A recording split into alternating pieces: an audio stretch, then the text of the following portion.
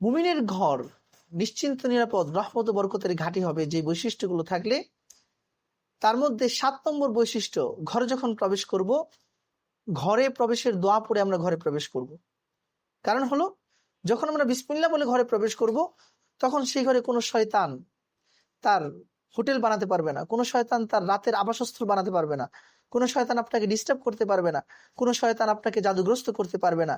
হাদিসের মধ্যে আসছে, মুসলিম শরীফের 2018 নম্বর হাদিস, আবু দাউদ শরীফের 3765 নম্বর হাদিস, নবীজি বলেন, ইদা দাখালার রাজুলু বাইতা, যখন কোনো মানুষ তার ঘরে প্রবেশ করে, ফাযাকারাল্লাহ ইনদা দুখুলিহি, অতঃপর প্রবেশ করার সময় আল্লাহ পাকের জিকির করে, অর্থাৎ আল্লাহ পাকের নাম নেয়, ওয়াইন্দা তো আমি খাবার খাওয়ার সময় আল্লাহ পাকের নাম নেয়, কয়লে শৈতান, তখন শয়তান একটা ভাষণ দেয়, লা মাবিত লাকুম ওয়ালা আশা, শয়তান তার চামচা চামুন্ডাদেরকে বলে, আজকে এখানে তোমরা থাকতেও পারবা না, রাতের খাবারও খাইতে পারবা না।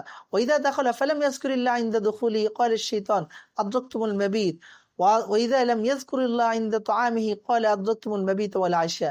আর যখন আমরা ঘরে প্রবেশ করি কিন্তু আল্লাহ পাকের নাম নেই না, তখন শয়তান বলে, তোমাদের রাতে থাকার ব্যবস্থা হয়ে গেছে, আবাসিক হোটেলের ব্যবস্থা হয়ে গেছে। আর যখন খাবার খাওয়ার সময় আমরা আল্লাহ পাকের নাম নেই না, তখন শয়তান বলে যে রাতের খাবারেরও তোমাদের ব্যবস্থা হয়ে গেছে। নাউজুবিল্লাহি মিন যালিক। এজন্য আমরা ঘরে প্রবেশের দোয়া পড়বো, বিসমিল্লাহি ওয়ালাজনা ও বিসমিল্লাহি খরাজনা ওয়া আলাল্লাহি রাব্বিনা তাওয়াক্কালনা। অপরদিকে ঘরে প্রবেশের পর আমরা যখন খাবার খাইতে বসবো, তখন খাবার খাওয়ার দোয়া পড়বো, খাবার উপস্থিত হলে আমরা দোয়া পড়বো, দস্তরখান বিছিয়ে আমরা খানা খাবো, আল্লাহুম্মা বারিক লানা ফীমা রাযাকতানা ওয়া কিনা আযাবান নার। খাবার শুরু করার আগে দোয়া পড়বো, বিসমিল্লাহি ওয়া আলা বারাকাতিল্লাহ। হ্যাঁ, খাবার শেষেও দোয়া পড়বো, আলহামদুলিল্লাহিল্লাযী আত'আমানা ওয়া সাকানা ওয়া জাআলানা মিনাল মুসলিমিন।